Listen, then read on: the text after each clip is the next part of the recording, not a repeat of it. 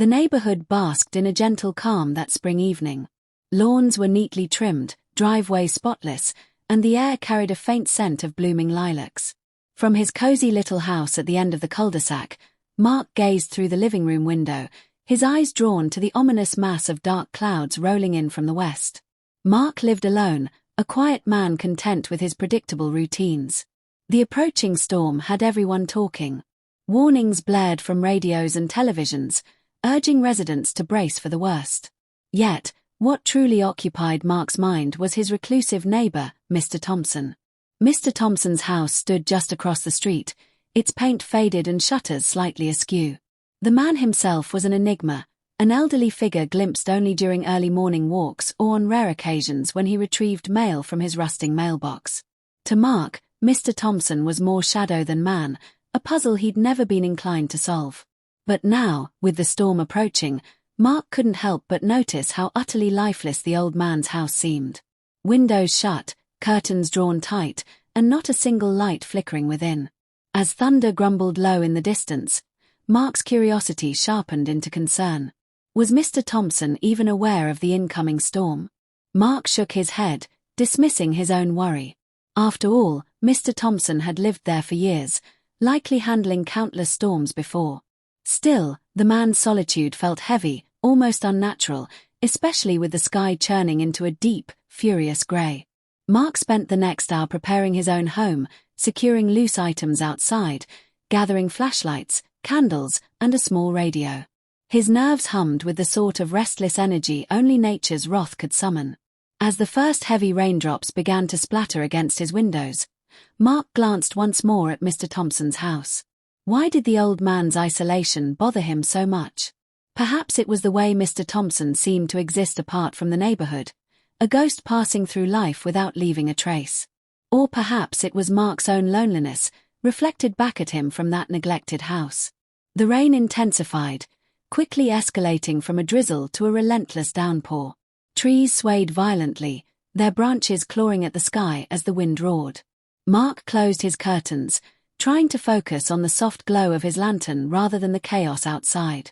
But his thoughts kept drifting to Mr. Thompson. What if the old man needed help? What if he was over there, alone and unprepared, while the world tore itself apart outside? The idea clung to Mark's mind like a burr, refusing to be shaken off. Just as Mark forced himself to turn away from the window, a powerful gust rattled his house, the sound echoing like a warning. The storm was here. And something told him this night would be far more than just another battle with bad weather. The storm descended with brutal force.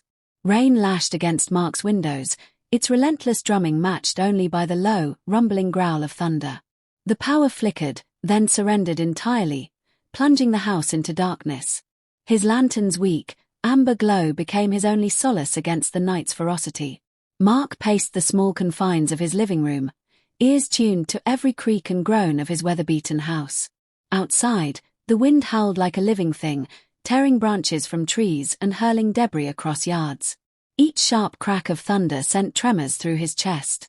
But even amid nature's fury, his thoughts kept drifting to Mr. Thompson's house. The old man's windows remained black, unyielding, and cold. What if the man was trapped over there, alone and vulnerable, with no one to help him? The image gnawed at Mark's conscience. He tried to rationalize his concern. Maybe Mr. Thompson was fine. Perhaps he'd gone to stay with relatives, or maybe he preferred the darkness, stubbornly ignoring the storm's rage. But deep down, Mark didn't believe that. There was something unsettling about the utter stillness of Mr. Thompson's home, a stillness that felt more like resignation than choice. Mark's own fear mingled with guilt, a helpless frustration that twisted his stomach.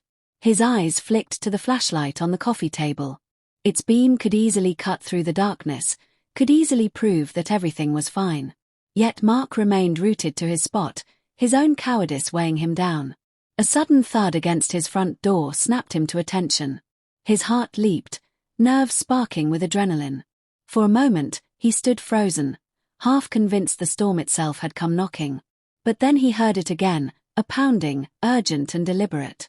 He snatched the flashlight and stumbled toward the door, his hands shaking as he fumbled with the lock. When he finally managed to pull the door open, the wind nearly tore it from his grasp. But what stunned him more than the violent gusts or the rain's icy sting was the figure standing on his porch. Mr. Thompson. The old man was soaked to the bone, his grey hair plastered to his forehead, his coat clinging to his frail frame. Yet his eyes were sharp, cutting through the darkness with a clarity Mark hadn't expected. And in his hand, Mr. Thompson held a heavy-duty flashlight, its beam unwavering even as the storm raged around them. "Thought you might need some help," Mr. Thompson said, his voice gruff but steady. "Saw your lights go out. Figured I'd check on you." Mark could only stare, stunned by the sheer absurdity of the situation. This was the man he'd assumed needed rescuing. Yet here he was, standing on his porch, offering help without hesitation. The storm howled on, but Mark's fear had already begun to recede, replaced by something far more powerful: curiosity. Mark stepped aside, still too stunned to speak as Mr. Thompson entered, shaking off rain like a drenched dog. The man's gaze swept over the dimly lit room before settling on the faltering lantern. Without a word, Mr. Thompson unslung a battered canvas bag from his shoulder and rummaged through it with practiced efficiency. "Got a spare lantern," he said, producing a sturdy, well-worn device. "Figured you might be running low." Thanks," Mark managed, his voice rough with disbelief. "I didn't expect for me to show up." Mr. Thompson finished with a slight smile. "I suppose that's fair. Don't get out much.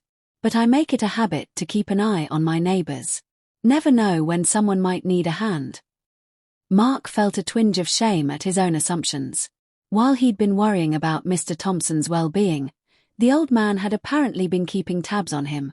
The thought was both unsettling and strangely comforting. Mr. Thompson continued his quiet preparations, his movements steady and precise.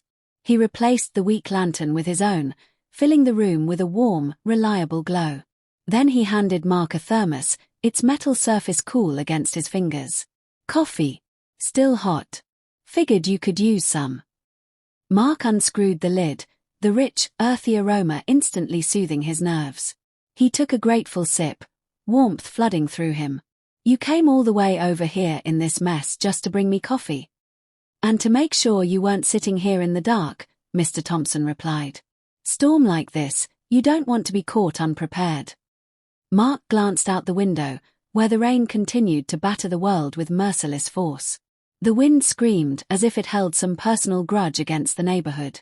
Yet inside, with Mr. Thompson's lantern casting golden light over the cramped living room, the storm felt distant, almost irrelevant. "Why?" Mark asked, his voice barely more than a whisper. "Why bother checking on me at all? We've barely spoken." Mr. Thompson's expression softened, the hard edges of his demeanor melting just a little. "Just because I keep to myself doesn't mean I don't care. People around here, they keep their distance. Figured you might have needed a little help." Mark nodded slowly, his initial surprise giving way to something far more genuine: gratitude. The loneliness he'd been battling all evening seemed to lift, replaced by an unexpected warmth. "Thank you," Mark said, his voice steady now. I appreciate it. Really." Mr. Thompson gave a gruff nod. "Storm's still raging. I'll stick around a bit, if you don't mind. Make sure nothing else goes wrong." Mark managed a smile. "Yeah, I'd like that." Outside, the storm continued to howl. But for the first time that night, Mark felt safe. And as he watched Mr. Thompson settle into the old armchair across from him, he realized he was no longer facing the night's terror alone. The morning arrived draped in pale sunlight, its gentle warmth a stark contrast to the chaos of the night before. Mark stood at his front door, gazing out at the aftermath. Broken branches littered the streets, leaves plastered against houses like wet confetti. The air smelled of damp earth and something fresh, renewal, perhaps. Beside him, Mr. Thompson stretched his stiff shoulders, his expression calm and unreadable. They had spent the night talking, their conversation meandering from the ferocity of the storm to Mark's quiet life and Mr. Thompson's own peculiar routines. The old man's gruff exterior had softened, revealing a surprisingly sharp wit and a lifetime's worth of stories buried beneath his reclusive nature. "I should head back," Mr. Thompson said, his voice rough but not unkind. "Got to check on my own place. Make sure it's still standing. Mark nodded, awkwardness threading through his gratitude. Yeah, of course. But, thank you. For everything. I honestly don't know what I would have done if you hadn't shown up. Mr. Thompson's gaze held his for a moment, a quiet kindness evident in his tired eyes. You'd have managed. But it's easier when you're not alone. The truth of those words settled over Mark like a comforting blanket. His isolation had always felt like a choice, a shield against disappointment and awkwardness. But Mr. Thompson's unexpected kindness had proven how fragile that shield truly was. If you ever need anything, Mark began, hesitating before pushing through. I mean, I'm just across the street. You don't have to handle everything alone either. A flicker of surprise passed over Mr. Thompson's face, quickly replaced by a thoughtful nod. I'll keep that in mind. He stepped off the porch and into the debris-strewn yard, his boots crunching over twigs and gravel. But before he'd gone more than a few steps, he turned back. You know, Mark, he said, his voice raised slightly to be heard over the soft rustle of the breeze. Most people assume the worst when they see someone keeping to themselves. But solitude's not always about shutting the world out. Sometimes, it's just about finding peace where you can. Mark absorbed the words, their sincerity cutting through the lingering remnants of his own assumptions. Mr. Thompson wasn't some strange, unfriendly man hiding from the world. He was simply someone who had learned to cherish his own quiet. Maybe I've been the one shutting the world out, Mark admitted, his tone half joking, half sincere. Maybe you have, Mr. Thompson replied with a knowing smile. But the world's always there, waiting. All you've got to do is let it in. With that, Mr. Thompson strode away, his movements purposeful despite his age. Mark watched him go, feeling something shift within himself, a newfound understanding, a desire to be better, kinder. As he closed the door behind him, Mark no longer felt the ache of loneliness. Instead, there was only warmth. And the knowledge that true kindness could come from the most unexpected places.